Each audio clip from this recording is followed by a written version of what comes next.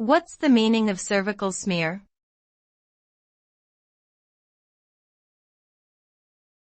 Cervical smear.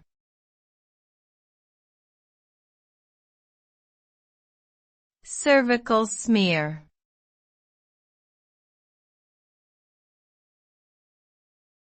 Cervical smear.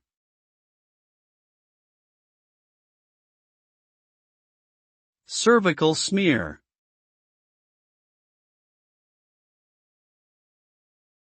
A cervical smear, also known as a pap smear, is a test used to screen for abnormalities or cancer in the cervix. During the test, a healthcare professional collects a sample of cells from the cervix, which are then examined under a microscope for any signs of abnormality.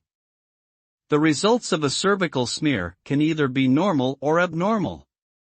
If the results are abnormal, further testing may be needed to determine if there is a precancerous or cancerous condition present.